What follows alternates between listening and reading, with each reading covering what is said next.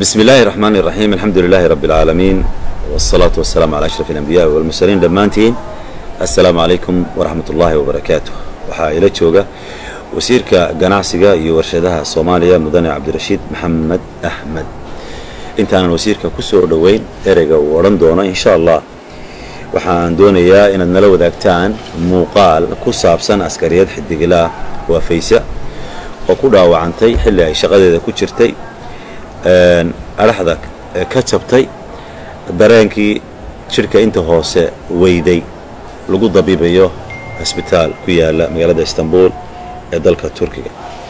warbixinta marka dhageysataan ee uu inoo soo diyaariyay Salmaan Jamaal ayaa waxaynu soo noqonaynaa wasiirka. halkani waa Istanbul waxa xaalad caafimaad u joogta Faizo Cabdirashiid Cabdi oo shil gaari ku gashay meel aan ka fogeyna Baladogle xilli ay ka soo laabatay mushaar bixin ciidamada xoogga dalka Soomaaliyeed kuwada xarunta kule airportkii hore ee ciidanka cirka ee Baladogle. shilkaasi ayaa waxa uu dhacay 27 November ee sanadkan 2016. كليسان قرن نفتيسان مخضي شخصي ومنقطع عن قرن قوادي كسمت اللي أنا قلال لي حتى واحدة قالة أما مصروف إنتكم يهستي وحي هيسن وين قال مالي وكاني وحقايا بيقولوا قلت دادكينا أو إرادو وحال إسي أما وحال إقبتها داني إنكستاد صدن كنو داري بسو قرش كريا markiina ardaydi iyo dhalinyarada Soomaaliyeed joogta iraado waxa u baad u birsad dantii Madiina hadana madaxdiinta hadana ku noqdaa iraado baahidaas ay hayso iyo dibgelinaysa كما عندنا وجد لوجي داوعي ويسون قال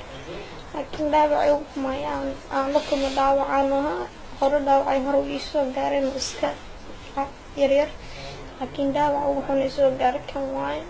يعني مستقبلك حتى اسقيه مشان كل ما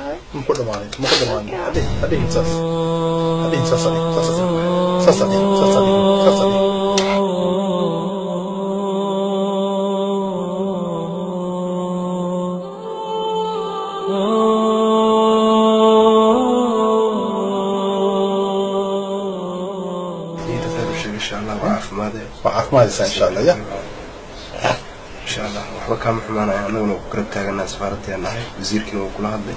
إن شاء الله يبدأ خير وشيء إن شاء الله باي الضوء يا الوان لا داونيسين وحنا فيليا إن دمقتين وأن لا دمقتين حالك ولا شيء تلا اسبيتال كويا لا يلا اسطنبول ان وحنسيني هذا بإريجا وسيرك ganacsiga iyo warshadaha Mudane Cabdirashiid Maxamed Axmed. wasiir waad soo booqatay Faysa iyo isbitaalka ay jiifto maxaad halka kula kulantay عندنا والله ما حسنتهاي بوقشو شقن ku tagay Istanbul hal ii sheegay Fayza inay waxaan u santahay isbitaal ku yaala Istanbul waxaan moodayaa dhaawac caadi ah booqashadii aan ku tagay isbitaalka aan soo booqday runtii wax weyn baa iska kay bedelay markaan arkay dhibka gabadhaas haysta Fayza waxay askariyad sad u sheegtay dhabarka ka jabtay idoo shaqo qaran ku jirta waxay weysay dareenkeeda qaybta jirka inta hoose run ahaantii waan aadan wala xanuunsaday gabadhaas waxa haya waxaan soo arkay inay u baahan tahay kaalmo aad weyn waxaan idin sheegayaa kale wasiirku markii uu arkay dhibta jirta iyo walaashan dareenkeeda oo u warantay xaalkeeda waxa uu go'aansaday inuu yani u ololeeyo u kaco oo u noqdo tusaale ka hor intaanan bilaabin muuqaalka wasiirku wuxuu nagu wareejiyay kaalmo lacag oo dhan $2,000 oo uu ku muujinayo ama uu ku garab istaagayo walaashii Faysa. wasiir waxaan ku leenahay jazaak Allah khayr ilaahay khayr ku abaal mariyo ummadana maxaad oran lahayd ummadda Soomaaliyeed waa tay iska meejirta wiligeed waxaan aad u rajaynayaa gabadhaas xanuunsanay walaasheena in aad loo kaalmeeyo kaalme kuwan oo ay hormuudka yahay saaxiibkeen Cabdilmaalik Sheekh Muuse Caldoon